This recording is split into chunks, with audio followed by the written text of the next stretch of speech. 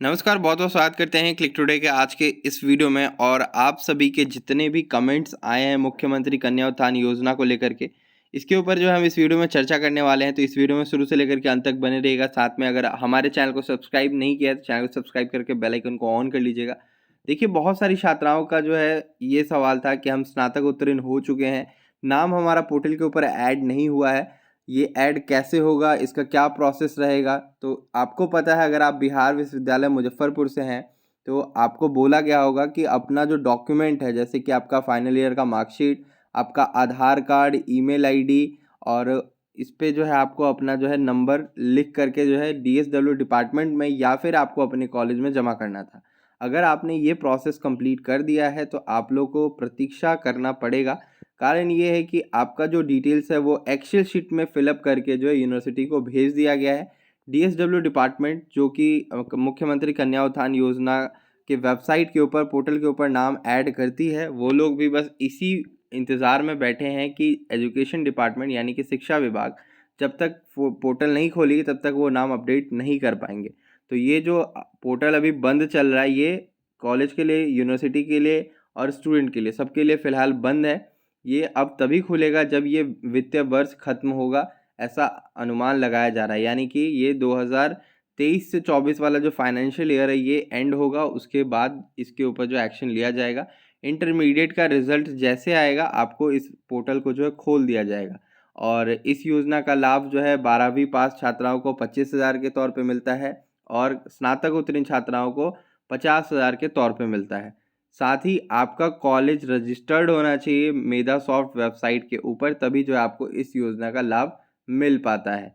साथ ही आपको हम बता देना चाहते हैं कि आपका बैंक खाता जो है वो सीडेड होना चाहिए यूआईडीआई के वेबसाइट से। अगर सीडेड नहीं होगा तो फिर आपको इस योजना का लाभ मिलने में परेशानी आएंगी। ठीक है, क्योंकि कई छात्राओं का अभी कमेंट आया है कि हमने रजिस्ट्रेशन जिस खाते के साथ किया है वो खाते पे सीडिंग नहीं है, क्या हम बैंक अकाउंट चेंज कर सकते हैं बीच में? तो जी नहीं, आप नहीं कर सकती हैं। जब तक कि वो रिजेक्ट नहीं हो जाता है ऑटोमेटिकली, तब तक आप बैंक अकाउंट को बीच से चेंज नहीं कर सकती। जिनका रिजेक्ट हो गया है डोमिसाइल सर्टिफिकेट की वजह से या फिर किसी अन्य कारण की वजह से, तो आपको जो है इंतज़ार करना होगा री रजिस्ट्रेशन करने का। जैसे ही पोर्टल दोबारा खुलेगा तो आप री रजिस्ट्रेशन कर सकती हैं।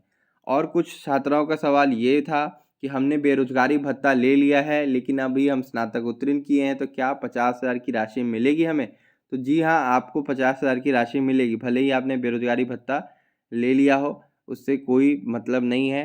अब बहुत सारी छात्राएं ये भी कह रही कि हमने दूसरी यूनिवर्सिटी में एडमिशन कराया है, स्टूडेंट क्रेडिट कार्ड पे लोन लिया है, तो क्या इस पे मिलेगा? तो जी हाँ, आपको इस योजना का लाभ मिलेगा। स्कॉलरशिप अलग होता है, ये लोन वगैरह जो अलग होता है, तो इसको आप एक साथ जोड़ करके ना देखें। तो आप सभी को जो है इस योजना का लाभ मिलेगा, बशर्ते आपका कॉलेज रजिस्टर्ड होना चाहिए मेधा सॉफ्ट वेबसाइट के ऊपर। अभी चलिए हमारे वेबसाइट के ऊपर जैसे आइएगा क्लिक टुडे वेबसाइट के ऊपर, तो यहाँ पे आप मेधा सॉफ्ट जैसे सर्च करती हैं तो उसके बारे में सारा इन्फॉर्मेशन जो है आपको निकल करके आ जाता है। तो आप लोगों को परेशान नहीं होना है, जैसे ही कोई भी इन्फॉर्मेशन आएगा हमारे वेबसाइट के ऊपर आप सभी को पता चल जाएगा। साथ ही हमारे यूट्यूब चैनल पे तो मिलेगा ही मिलेगा। ये 29 मार्च वाला जो पोस्ट है, इसे अगर आप ओपन करके देखते हैं तो ये सारे इन्फॉर्मेशन दिए हुए हैं। साथ ही आपको मैं बता देना चाहता हूँ, जो भी छात्राएं 17 से 20 सेशन की रही होंगी और उनका रजिस्ट्रेशन करना छूट गया होगा, तो वो कमेंट करके नीचे बता दें कि आप लोग को 25,000 की राशि मिलती थी पहले, तो आपको 25,000 की ही राशि मिलेगी। 2021 में जितनी भी छात्राएं उत्तीर्ण हुई हैं और उसके बाद जितनी भी छात्राएं उत्तीर्ण हुई है, उन सभी को 50,000 की राशि मिलेगी। बशर्ते 2017 से 20 में जो छात्राएं उत्तीर्ण हुई होंगी उनका कॉलेज एफिलिएटेड होना चाहिए। दूसरी चीज़, वो कॉलेज अभी बंद ना हो गया हो, ये इस बात का भी ख्याल रखिएगा। अगर आप रजिस्ट्रेशन नहीं कर पाई थी तो आपको एक और मौका जो है मिल जाएगा। तो आप बस नीचे कमेंट बॉक्स में कमेंट करिए, आगे का प्रोसेस हम आपको बता देंगे। देखिए, रजिस्ट्रेशन लिंक के ऊपर हम जैसे जाते हैं तो आपको रजिस्ट्रेशन फ़िलहाल जो है क्लोज दिखेगा।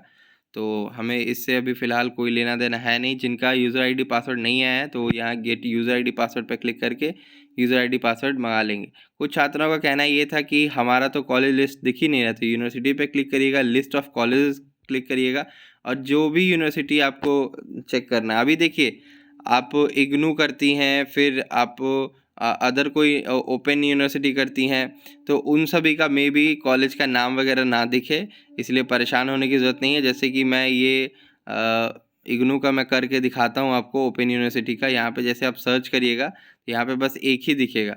अब छात्राएं कह रही है कि मेरा तो इस वाले कॉलेज से जो है इग्नू का डिस्टेंस से हो रहा है, तो क्या हमें इस योजना का लाभ नहीं मिल पाएगा? ऐसा कुछ नहीं है, आपको इस योजना का लाभ मिलेगा, इसलिए परेशान होने की आपको ज़रूरत नहीं है। तो आपका जो भी यूनिवर्सिटी है, बस आपको इसमें ढूंढना है और उसमें आपको अपना कॉलेज का जो नाम है वो ढूंढना है। जैसे ऐसे ऑल रहने दीजिएगा और यहाँ पे आपके जो कॉलेजेस के नाम और आने लगेंगे। नीचे स्क्रॉल करना होगा इस प्रकार से, फिर आपको जो है 4 पेजेस दिखेंगे। तो इस प्रकार से आप अपने कॉलेज के नाम को देख लीजिए, और जिस कॉलेज का नाम यहाँ पे लिस्टेड नहीं है, ये मान लीजिए कि अब उस कॉलेज की छात्राओं को इस योजना का लाभ नहीं मिलने जा रहा है। ठीक है? तो आप रेडी रहिए बस अपने डॉक्यूमेंट के साथ। डॉक्यूमेंट क्या है आपका? तो आवासीय प्रमाण पत्र, साथ में आपका जो आधार कार्ड पे जो एड्रेस है वो एकदम डिट्टो मैच होता होना चाहिए। आपका बैंक खाता जो है, एक फिजिकल बैंक अकाउंट में आपका अकाउंट खुला होना चाहिए। इंडियन पोस्ट पेमेंट बैंक का भी आपका खाता चलेगा, बशर्ते आपका खाता बिहार में ही खुला होना चाहिए और आप बिहार की स्थायी निवासी होनी चाहिए। अस्थायी निवासी जो भी छात्राएं होंगी उनको इस योजना का लाभ नहीं मिल पाएगा, इसीलिए अस्थायी निवासी होनी चाहिए। और जो भी आपके डिटेल्स है वो सही होने चाहिए, नेम में कोई करेक्शन वगैरह बीच में नहीं होना चाहिए। अगर आप फिर बीच में करती हैं अप्लाई करने के बाद, तो फिर रिजेक्ट होगा। रिजेक्ट होने के बाद आपको फिर री रजिस्ट्रेशन का मौका मिलेगा। और इस योजना का लाभ जो है 2019 से 22 सेशन वाली छात्राओं को और 2020 से 23 सेशन वाली छात्राओं को कब तक मिलेगा?